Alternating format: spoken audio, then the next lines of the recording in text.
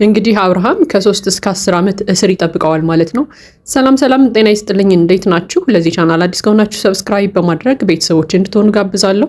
ቪዲዮ ላይክ በማድረግ ጀምሩት። እንዲሁም ቪዲዮውን አይታችሁ ስትጨርሱ የእናንተን ሀሳብ አስተያየት ኮመንት ላይ እንድታሰፍሩልኝ ይጠብቃለሁ። እንግዲህ ዛሬም በአዲስ ቪዲዮ ተመልሰናል። እንግዲህ ሰሞኑን ጠፋ ብለን ነበረ። እንግዲህ ብዙ አዳዲስ ነገሮች ተከስተዋል ማለት ነው።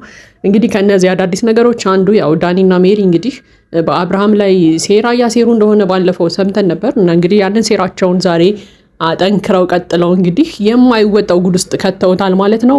እንግዲህ ባለፈው አብርሃም ልጁን ሰርቆ እንደወሰደ እናውቃለን። እንግዲህ ለሩታም እንዳልመለሰላት ስልኩንም ሁሉ አጠፋፍቶ እንደጠፋባት እንግዲህ እያየን ነበረ። እንግዲህ በዚህ ምክንያት ሩታ አብርሃምን ልታሳስረው ፈልጋለች ማለት ነው። ያው እንግዲህ ሊያሳስሩበት የሄዱበት ምክንያት ደግሞ እንግዲህ ዳኒና ሜሪ ሆነው እንግዲህ አብርሃምን ቀጥረውታል ማለት ነው። አንዳንድ ነገሮችን እናነጋግራለን በማለት ማለት ነው። ለማንኛውም ግን ከቀጠሩት በኋላ እንግዲህ ተገናኝተዋል። ስለ ልጁም አንዳንድ ነገሮችን አውርተው ነበረ። ስለዚህ አብርሃም እንግዲህ ያው ልጁ 1 ሳምንት ምናምን ነው እኔ ጋር ቢቆይ እንጂ መልስላታለሁ እያለም ተደምጦ ነበረ። እንግዲህ ግን ሁለቱ ልጆች አብርሃምን ሲቀጥሩት ብቻቸውን አልነበሩም። እንግዲህ የህግ አካል አብረው ቀጥረው ነበር ማለት ነው። እንግዲህ ደግሞ በጣም የሚያስደነግጥ ነገር ነው። ነገር ግን ደግሞ ከዳኒና ከሜሪ የሚጠበቅ ነገር ነው። ምክንያቱም ሁል ጊዜ የምናውቃቸው በሴራ ስለሆነ ማለት ነው። እንግዲህ አብርሃም ይሄንን ነገር አልጠረጠረም ነበር። እንግዲህ ከሄርሜላ ጋር ነው አብረው የሄዱት። እንግዲህ የህግ አካልም መጥቶ እንግዲህ እጅ ከፍንጅ ይዞታል ማለት ነው። አብርሃምም እንግዲህ ወደ ህግ ቦታ መሄድን አልፈለገም ነበረ። ያው ግን እንዳየነው ከሆነ እስከ ዛሬ ድረስ እንደምናየው ማለት ነው እንግዲህ ዳኒና ሜሪ እንግዲህ ነገሩን ሲያቀጣጥሉት ነበር ማለት ነው። እንደ ጉድ ጋዝ እያርከፈከፉበት ሁላ ነበረ። በቃ ልጇን ወስዶባታል፣ ሰርቆባታል፣ እንዳታይ አድርጓታል። ከዛም አልፎ እንግዲህ ሄርሜላም ልጁን መታው ደብድባው ይሁን እኛ በምን እናውቃለን፣ ያው እጮኛው ቤት ነው ወስዶ ያስቀመጠው ከሚስቱ ነጥሎ እያሉ እንግዲህ ሲናገሩ ሰምተናል ማለት ነው። እንግዲህ አብርሃምም ሩታ ጋር ደውሎ እንግዲህ ክሱን እንድታነሳለትና በሰላማዊ መንገድ እንዲፈቱት ፈልጎ ነበረ። ነገር ግን ያው ዳኒና ሜሪ ባሉበት ቦታ ያው ሰላም ስለማይኖር ሁሌም እንግዲህ እነሱ አቀሳስረው ፖሊሱም እንዳይስማማ አድርገውታል ማለት ነው። ለማንኛውም አብርሃም የተደናገጠ ይመስል ነበረ። ምክንያቱም ይሄ ነገር በህግ ይያዛል ብሎ አላሰበም ይመስለኛል። እና አብርሃምና ሄርሜላ ሲሉ እንደነበረው እኛ ፖሊስ ጣቢያ ብንሄድ እኮ እነሱንም በጣም ብዙ የምንከስባቸው መረጃዎች አሉ፣ ነገር ግን በቃ የትተን ነው ያለፍነው እስከዛሬ ድረስ እያሉም ሲያወሩ ነበር ማለት ነው። እንግዲህ እውነት ለመናገር የአብርሃምና የሩታ ልዩነት ያለው እዚህ ላይ ነው። ሩታ ለውሳኔ በጣም ቆራጥ ናት። ብዙ ጊዜ ስናያት ነገሮችን ውስን ታደርጋለች። ነገር ግን አብርሃም እስከዛሬ ድረስ እንግዲህ የራቁት ፎቶ ሲያዝበት ልጅህን አታይም ሲባል እንዲሁም ደግሞ በመሪና በዳኒ ራሱ ቤት ውስጥ ገብተው ቤት አትገባም እየተባለ ሲከለከል ያንን ሁሉ ሲያደርጉት እንግዲህ ወደ ህግ ቦታ አልሄደም ነበር። እንግዲህ ሁላችንም እንደምናስታውሰው በተለይ የራቁት ፎቶ የያዙበት ጊዜ እጅግ በጣም ሲያሰቃዩት ነበረ። እንደ ሰራተኛም ሲያስቡት ነበረ። እንደፈለጉ እንግዲህ እጁን ጠምዝዘው እየመሩት ነበር ማለት ነው። ነገር ግን ያ ሁሉ ነገር ሲሆን እንግዲህ ወደ ህግ ቦታ አልሄደም። ዛሬ ግን እንግዲህ ያው የሩታ ብቻ ሀሳብ አይመስለኝም። ሩታ ጋር ያሉት ሰዎችም እንግዲህ ሁለቱ ሰዎች ገፋፍተዋታል ይመስለኛል። ምክንያቱም ፖሊስ ፊት ሆነው እንግዲህ ሲያቀሳስሩ ስለሰማናቸው ማለት ነው።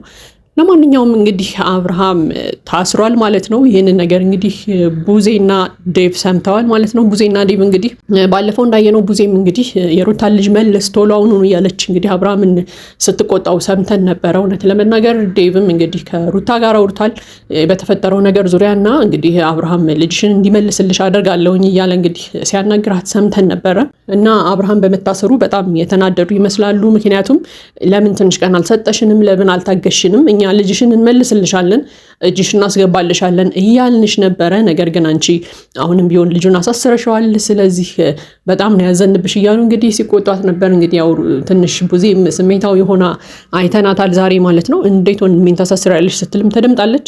ነገር ግን ያው ሁላችንም በሩታ ቦታ ብንሆን እንግዲህ የምናደርገውን ነገር አናውቅም። ሩታም እውነት አላት ብዬ አስባለሁ። ምክንያቱም አንደኛ ልጇን ወስዶ ጠላቴ ከምትላት ሴት ጋር ነው ያስቀመጠው። ይሄ ደግሞ ለሩታ ሰላምን ይነሳታል ብዬ አስባለሁ። ምክንያቱም በቃ ሩታና ሄርሜላ ጠላት እንደሆኑ ይታወቃል። እሷ ቤት መሆኑ ልጇ በጣም ሰላም እንደሚነሳት የታወቀ ነው። ስለዚህ በዛ ላይ ደግሞ አብርሃም ስልኩን አጥፍቷል። ስልክ አያነሳላትም፣ ሊያወራትም አልፈለገም ምናምንና ቤቷም ሄርሜላ ቤትም ሲሄዱ ልጇን እያገኘችው አይደለም። ስለዚህ ያላት አማራጭ በህግ ሄዳ ልጇን መቀበል ነው ማለት ነው። እና ሩታ ያደረገችው ነገር ትክክል ነው። ማንም እናት ብትሆን ልጇን አታመጪም፣ እግሯን አጣጥፋ ቁጭ አትልም። በዛ ላይ ደግሞ ልጇ ጠላቷ ቤት እንደሆነ ያወቀች ዝም አትልም። በቃ ይሄ እውነት ነው። በሩታ ላይም መፍረድ አይገባም ብዬ አምናለሁ። ነገር ግን እነ ሙዜ ያው ሲሉ የነበረው ምንድነው ለምን ትንሽ ቀን አልታገሽንም? እኛ ልጁን እናመጣለን እንሰጥሻለን እያልንሽ ለምን መታገስ አቃተሽ? እያሉ እንግዲህ ደጋግመው ሲወቅሷት ነበር ማለት ነው። ለማንኛውም ግን የሆነው ሆኖ እንግዲህ አብርሃም ታስሯል። አብርሃም ብቻም አይደለም እንግዲህ ሄርሜላም እንግዲህ ተባባሪ ናት፣ እሷም መታሰር አለባት እያሉ እንግዲህ ሄርሜላም ወደ ህግ ቦታ እንድትሄድ አድርገዋታል ማለት ነው። እንግዲህ ነገር ግን አብርሃም ያው ሩታ ጋር ልደውልላት ክሱን እንደምታነሳልኝ እርግጠኛ ነኝ፣ ልጇን ልበልስ እያለ እንግዲህ ብዙ ሰዓት ለምኖ ነበረ። ነገር ግን ፖሊሱን ፈቃደኛ አልሆነም። ፖሊሱ ፈቃደኛ እንዳይሆን ያደረጉት ደግሞ ዳኒና ሜሪ ናቸው ማለት ነው። አሁንም ቢሆን ዳኒና ሜሪ ናቸው ነገሩን ያቀጣጠሉት። እንግዲህ እንዳሰቡት ያው በሌላ መንገድም ቢሆን ያው በቀላቸውን አሳክተውታል የሚል ሀሳብ አለኝ። ባለፈው ይቅርታ ከጠየቁ በኋላ ያው በቀል አስበው ነው ተብሎ ተነግሮን ነበረ። በባሴ ምክንያት ባሴ ያው የዳኒ ጓደኛ ነው ካላወቃችሁት፣ በሱ ምክንያት እንግዲህ ይቅርታ የጠየቋችሁ አውቀው ነው ወጥመድ ውስጥ ሊያስገቧችሁ ነው ተብለው ተነግረው ነበረ። ነገር ግን ከዛ በከፋ መልኩ እንግዲህ ዛሬ ዳኒና ሜሪ አብርሃምን ወጥመድ ውስጥ አስገብተውታል ማለት ነው። አብርሃምንም ብቻ አይደለም ሄርሜላንም አስገብተዋታል ማለት ነው። እንግዲህ በዚህ ጉዳይ የኢትዮጵያ የወንጀል ሕግ ምን ይላል የሚለውን ደግሞ እንመለከታለን ማለት ነው። እንግዲህ በኢትዮጵያ ወንጀል ሕግ ምክንያት ምንም እንኳን አባት ቢሆንም የፈለገ ወላጅ አባት ቢሆንም ከፍርድ ቤት ፍቃድ ውጪ ወይም ከፍርድ ቤት ውሳኔ ውጪ ልጁን ሰርቆ ከእናቷ መውሰድ ከ3 ዓመት እስከ 10 ዓመት እስር ያሳስራል ማለት ነው።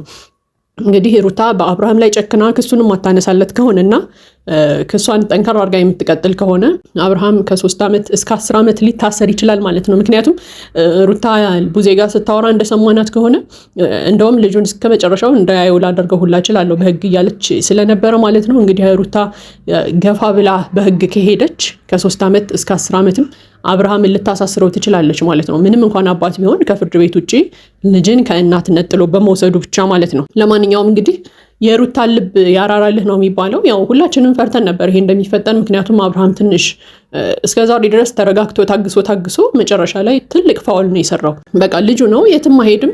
በፍርድ ቤት እንደፈለገ ልጁን የማየት መብት እያለው ልጁን ሰርቆ መሄዱ አግባብነት ያለው ነው ብዬ አላምንም። ነገር ግን ትንሽ ሩታም ፈጠን ብላለች ወደ ህግ ለመሄድ ብዬ የማስብበት ምክንያት ምንድን ነው? ባለፈው እንግዲህ አብርሃም ሲያወራ በቃ ልጁ 1 ሳምንት እኔ ጋር እንዲሆን ነው የምፈልገው እንጂ ጭራሽ ከእናቱ ነጣጥዬም ለማሳደግ ሀሳብ የለኝም እያለ ተደምጦ ነበር። እና በቃ ይችን ሳምንት ብትታገሰው ምንም ማለት አልነበረም ብዬ አስባለሁ። ምክንያቱም በቃ አባቱ ነው፣ ምንም አያደርገውም። በቃ ቢሆን ራሱ የሚሆነው ምንድነው ልጁን የማሳደግ አቅሙ ከደከመው ወይም ካቃተው ወስዶ ለእናቱ ነው የሚሰጣት። እና 1 ሳምንት ነው ልጄ እኔ ጋር የሚሆነው እያለ ስለነበረ ትንሽ 1 ሳምንት ምናምን ብትታገሰው መልካም ነበር። የአብርሃም ጥፋት ብዬ የማምነው ደግሞ ስልኩን አጥፍቶ መጥፋቱና ልጁን ሄርሜላ ቤት መውሰዱ ነው ማለት ነው። ለማንኛውም እንግዲህ ቀጣይ የሚፈጠረውን ነገር ደግሞ የምናይ ነው የሚሆነው። እንግዲህ ለዚህ ቻናል አዲስ ከሆናችሁ ሰብስክራይብ በማድረግ ቤተሰቦች እንድትሆኑ ጋብዛለሁ። ቪዲዮ ላይክ በማድረግ አበረታቱን። የእናንተን ሀሳብ አስተያየት ኮመንት ላይ አስፍሩልኝ። መልካም ጊዜ ይሁንላችሁ።